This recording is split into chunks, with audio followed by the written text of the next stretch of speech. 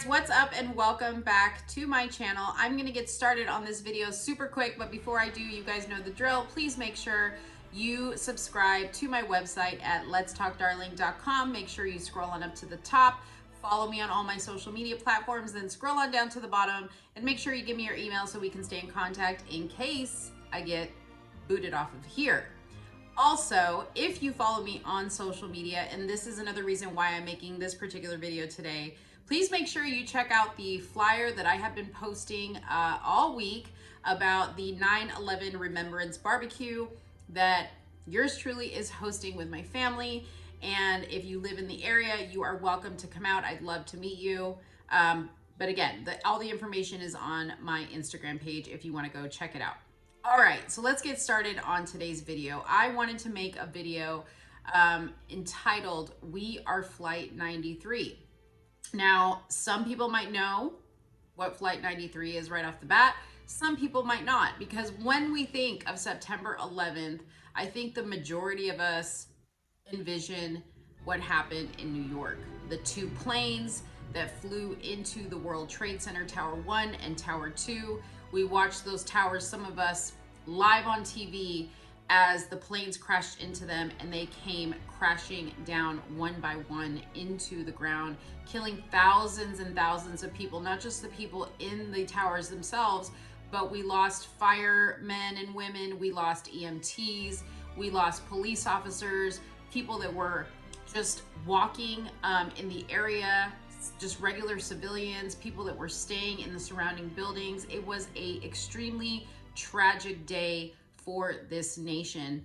And one of the things that, I think we tend to do when these types of things happen is we hone in on the biggest part of the event. And that's really what we talk about. I mean, even when you look at memes, it's always the memes of the World Trade Center, not memes, but when you look at, images, it's always the images of the World Trade Center. I myself at this moment have a portrait of 9/11 and I'm staring at the World Trade Center towers, right?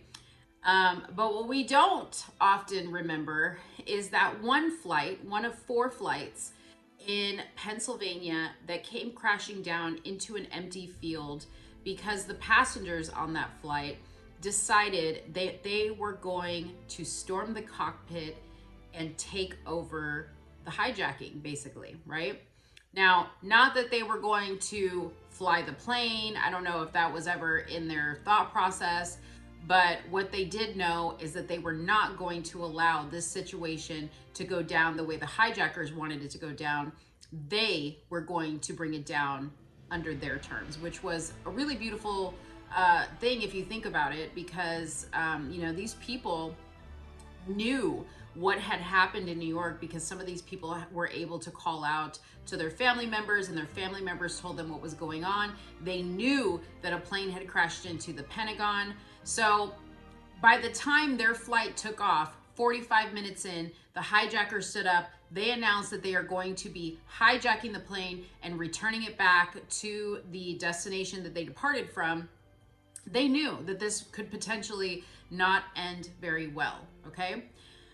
What was really beautiful about this story is, despite them hearing how terrible the events in New York were and how terrible the event at the Pentagon was, these people did not lose hope. And not only did these people not lose hope, they didn't lose the will to fight.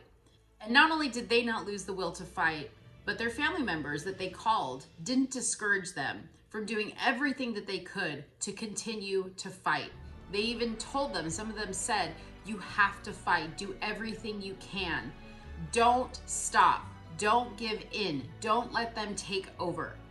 And when I heard those testimonies, when I was watching a documentary about it, and I will link the documentary below because I would love for some of you guys to see it, it quickly reminded me of where we're at today as a nation. Now, yesterday, our president announced that he was going to mandate, in an effort to get everybody vaccinated with this experimental vaccine, he is going to mandate that employers with 100 employees or more, not 99 employees, but if you have that one more employee that makes your total 100, or more, he's going to mandate that your employees be vaccinated or they get tested weekly.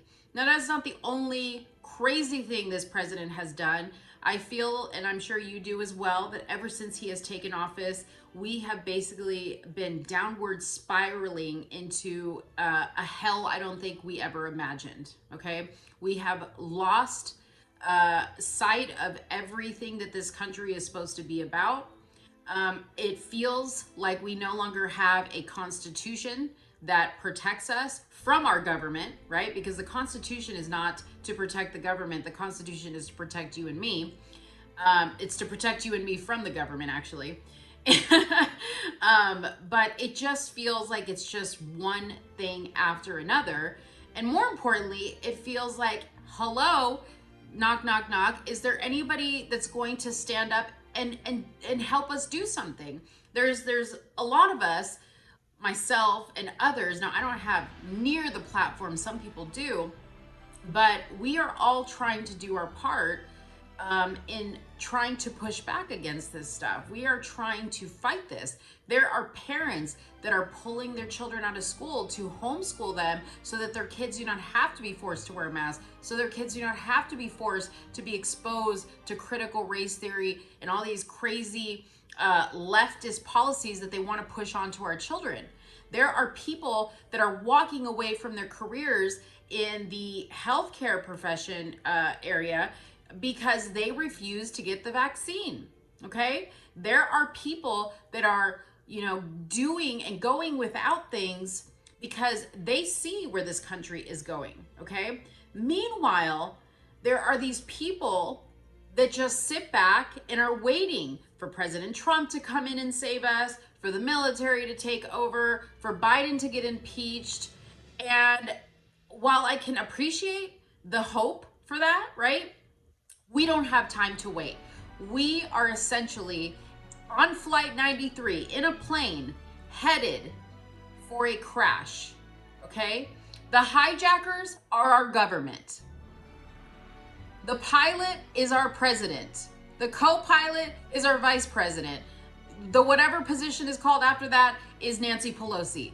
They're all at the wheel, we're in the back, and we have to stand up and take over. We cannot allow this anymore. And I'm not talking about being an insurrectionist. I'm not talking about causing violence, but I'm talking about real actionable things that you as an individual could and should be doing to fight back against this, okay? I'm not saying that you have to go grab a weapon and you have to go storm the Capitol. I'm not saying that. That's not what I'm saying, okay? Everybody has their own lane that they're in, and I suggest that you stay in your lane, okay?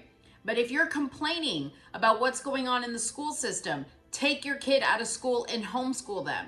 If you say, well, I can't do that, I have to work it out, figure it out. Do without your caramel macchiato in the morning, do without nails, do without pedicures, do without spray tans. Do what you have to do to make sure that your children are safe and that you are safe, okay? You are going to have to get really uncomfortable really fast. And I'm sorry, but you're going to have to come to the realization that this fight goes until it's over. This fight needs to go until it's over. And we cannot allow our government to dictate what that ending is. They have already dictated enough. 30 days to slow the spread. Now we're what? A year and a half in, okay?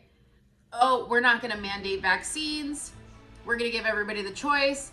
Now, yesterday we find out that they're gonna start mandating the vaccines. Just wait, because if you think it ends there, you're wrong, okay? This mandate is gonna cripple corporations. This mandate is gonna cripple companies. It is going to cripple our economy. And when that happens, your job is either gonna have to shut down or lower the amount of people that they have employed. And do you think that they're going to look at that and say, well, it's an easy fix. We just fire the people that don't want to get vaccinated, right? No, that's not how it works. They look at what positions are not needed, who is getting paid a salary that is way too high. They're going to cut whoever they need to cut to make ends meet. So this is going to continue to affect everybody. The fact that you are wearing your mask and getting your shot, you think that it makes you look good, you think that it's going to keep you safe, and you're wrong. This is going to come back and bite all of us. We are all affected. So we need to stand up and we need to look at this and we need to say, it doesn't matter what political affiliation you have. It doesn't matter what you do in your bedroom. It doesn't matter, you know, what your stance is on abortion. The only question that matters is, do you love living in this country? Do you love your freedom? Okay? Do you love your family? If all those answers to all those questions is yes, then you need to stand with me and everybody else that feels that way, and you need to fight. You need to fight. Private businesses, you need to push back against this mandate. It's up to you. You need to protect your employees. Schools, you guys need to push back. Governors, you guys need to push back. We can no longer wait for a saving grace. It's getting to the end. We are going down fast and we are going to crash. The question is, are we going to crash on their terms or are we going to crash on our terms? I want everybody to think about that. I want everybody to go down in the description box below, click on the link, watch this documentary about Flight 93. I want to say to anybody who knew somebody or who was affected on that day, whose plane was grounded because of what was going on September 9/11, who still to this day, 20 years later, feels the effects of that day. You know, my heart goes out to you. My heart goes out to you because people will live with the pain of that day forever. And we swore on September 12th. The day that we really should remember is September 12th, okay? Because that was the day that this country was so united. It did not matter. It did not matter who you voted for. We were all under attack. How many of you guys remember those pictures of people in New York that were covered in the ashes from the fire of the building collapsing, the concrete, the dust from the bodies that perished? They were all covered. Nobody could see your skin tone. Nobody could see what you look like, or if you looked rich or if you looked poor. We were all the same. September 12th was the day that we swore we would never forget what they did to us. And I'm sorry, but I really feel like we've forgotten, guys. So I want you guys to take tomorrow, spend time with your family, really reach into the depths of your soul and remember what it felt like that day. Remember what it felt like when you didn't know what else was going to be under attack, what else was going to happen. Remember that day. I thank you guys so much for watching and have a good one. Bye-bye.